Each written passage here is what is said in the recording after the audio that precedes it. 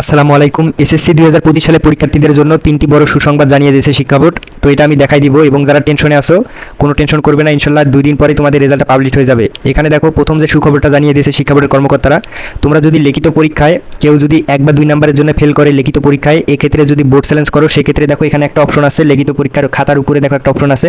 এইখানে তোমরা যদি বোর্ড চ্যালেঞ্জ করো সেক্ষেত্রে এইখানে যে একটা নাম্বার দেওয়া হবে, এই নাম্বারটা দিয়ে তোমাদেরকে কিন্তু পাস করানো হবে। তোমরা যারা লিখিত পরীক্ষায় 1 বা 2 নম্বরের জন্য প্রথম পর্যায়ে রেজাল্ট ফেল চলে আসবে, পরবর্তীতে শিক্ষা বোর্ড এই দেখো এইভাবে কিন্তু একটা বোর্ড থেকে কিন্তু নোটিশ প্রকাশ করে দিবে। এটা হচ্ছে সকল বোর্ডের জন্য। তো সকল বোর্ডের পরীক্ষার্থীদের জন্য এই সুখবরটা দেখো, তোমাদের বোর্ড চ্যালেঞ্জের নিয়ম এটা চালু করবে তারা।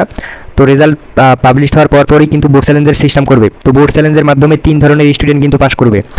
তো আমি প্রমাণটা দেখাই দিতেছি এখানে যারা হচ্ছে প্রথম পর্যায়ে লিখিত পরীক্ষায় ফেল করবা বা লিখিত পরীক্ষায় 1 বা 2 নাম্বার জন্য A+ মিস হবে, তারা যদি বোর্ড চ্যালেঞ্জ করে সেক্ষেত্রে তাদেরকে 1 বা 2 নাম্বার লিখিত পরীক্ষার খাতায় দেওয়া হবে।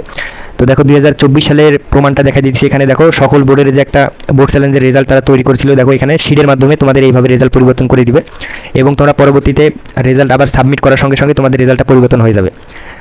দেখো এখানে অনেক শিক্ষার্থী A থেকে A+ পেয়েছে এবং ফেল থেকে সরাসরি পাস করেছে। দেখো প্রমাণগুলো আমি দেখাই দিয়েছি। এখানে দেখো অনেক শিক্ষার্থী বাংলায় খারাপ রেজাল্ট করেছে, দেখো এখানে সকলকেই দেখো F থেকে সরাসরি পাস দেওয়া হয়েছে।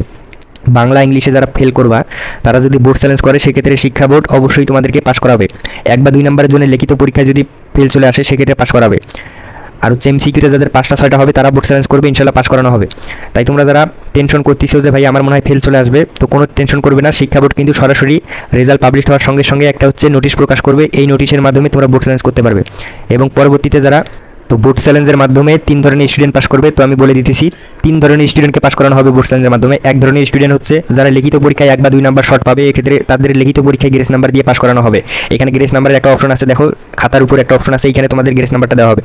দ্বিতীয়ত যারা MCQতে 5 বা 6 নাম্বার পাবে তাদের ক্ষেত্রে যদি তারা বোর্ড চ্যালেঞ্জ করে সেক্ষেত্রে তাদের পাস করানোর সম্ভাবনা আছে। আর একটা বিষয় হচ্ছে 100% শিওর থাকবে যে যারা হচ্ছে রোল নাম্বার, রেজিস্ট্রেশন নাম্বার, বিষয় কোড, সেট কোড এগুলো ভুলের কারণে যদি রেজাল্ট ফেল চলে আসে সেক্ষেত্রে শিক্ষা বোর্ড সরাসরি তোমাদের জন্য বোর্ড চ্যালেঞ্জের সিস্টেম করেছে। এই বোর্ড চ্যালেঞ্জের মাধ্যমে সকল শিক্ষার্থী রোল নাম্বার, রেজিস্ট্রেশন নাম্বার, বিষয় কোড, সেট কোড এগুলো ভুলের কারণে যদি ফেল হয়ে থাকে সেক্ষেত্রে বোর্ড চ্যালেঞ্জের মাধ্যমে সরাসরি রেজাল্টটা তাদের পরিবর্তন করে দিবে। তো ইনশাল্লাহ সকল তথ্য আমি জানাই দিব, বোর্ড চ্যালেঞ্জ কীভাবে করতে হয় এগুলো আমি রেজাল্টের পরপরই তোমাদের জানাই দিব একটা ভিডিওতে। তাই তোমরা অবশ্যই আমাদের সাথে যুক্ত থাকবে এবং তোমাদের মূল্যবান মতামতটি কমেন্ট করে যাবে।